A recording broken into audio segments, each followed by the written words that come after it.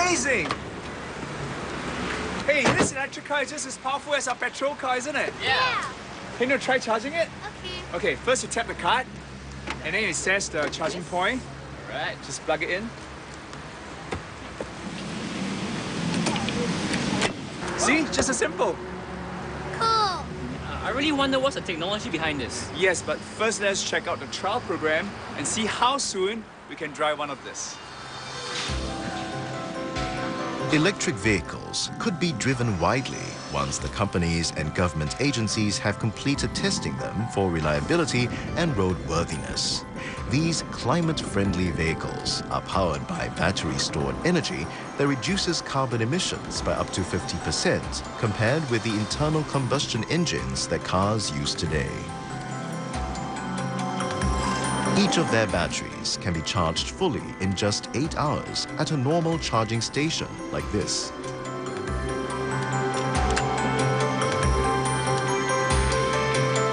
A fast station can do it in just half an hour. While the electric vehicle is evaluated for its feasibility here, related technologies are opening up research avenues for young Singaporeans like Tan Kim Seng. I'm going into new uncharted territory, so this can be quite exciting for me. The preliminary results I've obtained so far with my materials are quite encouraging, so I think that's a further motivation to go deeper into this project. The project, which inspired this PhD student, is led by Professor CoolRedDot, the inventor of graphite anode used in lithium-ion battery. At Tomb Create Center for Electromobility, both men are trying to invent a new generation of batteries that could reduce charging time for electric vehicles to just a few minutes. Lowering the cost of these batteries can also bring the use of electric cars closer to reality. Called lithium-air batteries, the anode and the cathode, or the plus and minus of such batteries, are in a liquid state, and oxygen is used as one of the active materials, a product that promises to be environmentally friendly. The interesting thing about lithium air, as I said, is that it will use the air as a fuel to convert chemistry to electricity. That's basically what a battery does. And by doing so, when we recharge the battery, we are putting the oxygen back to the air. This joint research program by the Technical University of Munich and Nanyang Technological University of Singapore is dedicated to the development of innovative technologies for e-mobility. The Nanyang Technological University and National University of Singapore are both making headways in developing green solutions to address climate change. To nurture more research talent and to develop an innovation culture, the Singapore National Research Foundation has committed millions of dollars to create opportunities for the pursuit of new frontiers. R&D and innovation are important factors which can help us. So in this area, we are working with the National Research Foundation to look into research on clean energy technologies which can be deployed in Singapore to help us address the challenge of climate change. This place is where research meets the market's needs.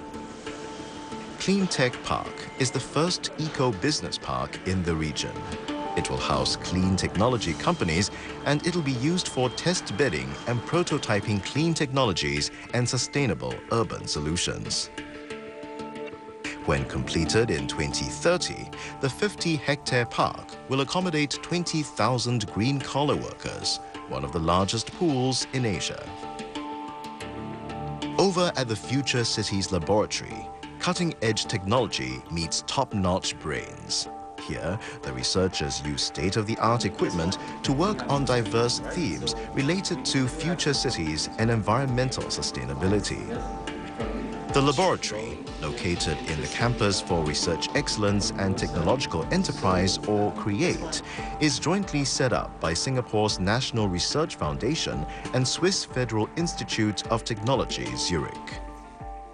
The main goals of the center is, of course, to understand the inner working of a city, and from this understanding then to build models of the city, how it could be improved. The laboratory has been carrying out some interesting research work related to climate science and the impact of climate change on Singapore. This is the first non-military use of an unmanned aerial vehicle in Singapore. Using a software, the aerial images taken at up to 400 meters above ground can then be turned into three-dimensional models, such as buildings and roads. With a precision of 2 to 3 centimeters, this application can help the user decide where is the best place to put the solar panels on the roof, or simulate and mitigate natural hazards like floods. More and more international companies and research institutes are based in Singapore as it continues to build itself into a regional hub for urban solutions.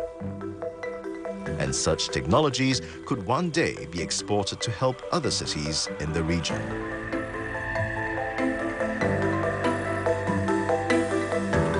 Well, we come to the end of our first episode of CoolRedDot. In this episode, we've shown you Singapore's long history of sustainable development. You'll learn about how the city reduced emission in key sectors like transport and industry, and how green growth is promoted through research and innovation. In the last of our two-part documentary, we'll meet some cool green heroes and find out how all of us can play a part in tackling climate change.